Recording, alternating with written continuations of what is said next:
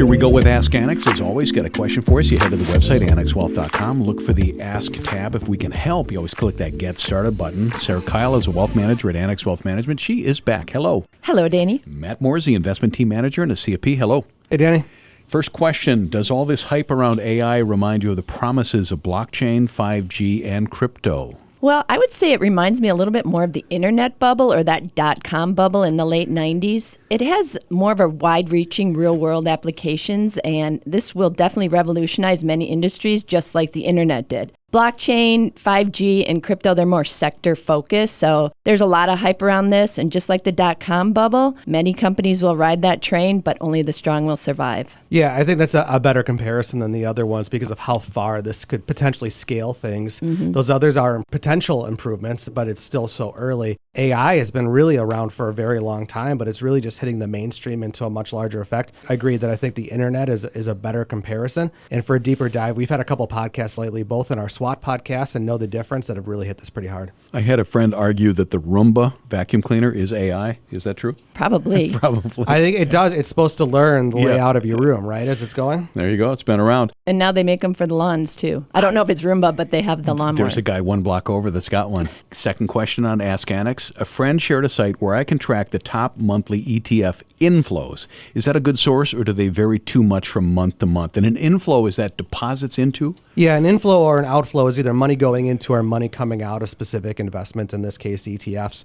You can have the same kind of view on mutual funds as well, too.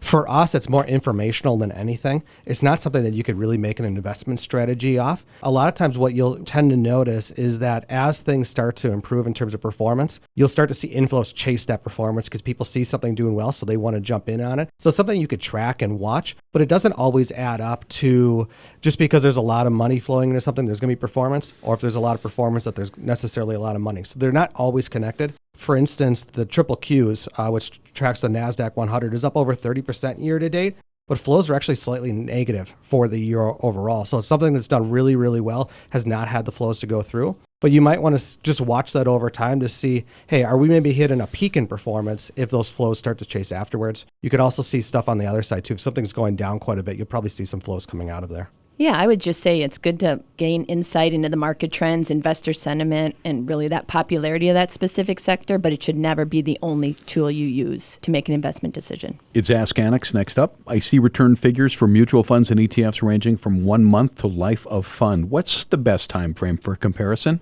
Yeah, there really isn't a best time frame. And you got to remember that all of those performance numbers are backward looking. They're not indicative of future returns or results, which is, the tagline you see in any compliance, disclaimer. Whatever timeframes you're looking at is going to be consistent. So you want to look at funds in the same asset class over the same time periods. So if there's a time period where that asset class, let's say large cap growth, did really, really well. So coming off of the COVID lows through 2021, you want to make sure you understand what's happening during that time period. And you're comparing, let's say, large cap growth to large cap growth. What you don't want to do is compare large cap growth during that time period to a small cap value fund or an international fund during that time period, because they're going to act differently during different times, such as value did better after interest rates started to go up, not before. So you want to make sure you know what you're looking at there. Next question, commercial real estate is in a tough patch. Does that mean the same for REITs? Well, commercial real estate downturns can definitely impact REITs in the short term, but a well-managed REIT with a strong portfolio and prudent financial management can potentially navigate through these challenging periods and recover along with the market. A lot of different types of REITs as well, too. And you got to look at that, especially from an index standpoint, and look at the ETFs and mutual funds that try to track that or beat it. Over time, it's going to change from commercial real estate to housing to data centers to cell towers.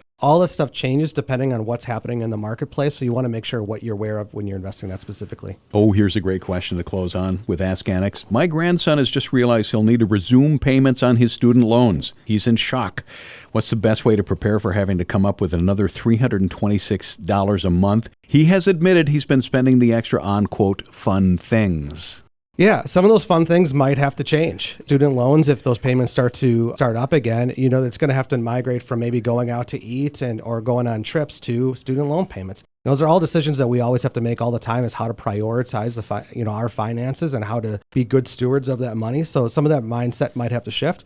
From a student loan perspective, it's going to start relatively soon, or at least that's the indication right now. But maybe from a longer view picture of that, you think of cars. You're going to have to replace a car every so often. One thing that we do personally is that once we pay off a car, we actually continue to make monthly payments to ourselves in savings to replicate what that cost was. So that way we're prepared when we need to get a new one. We've got a couple cars that are getting pretty old and we're going to have to replace the next couple of years. So it just helps build up that savings ahead of time, but gets us in that habit of making sure we're prioritizing that money. Yeah, so you just basically have to stop spending on the fun stuff. Sorry, but you got to sometimes have to make those sacrifices. Start putting that $326 in the bank and just kind of see how your cash flow is. But definitely start saving now. Welcome to real life, my child. There you go.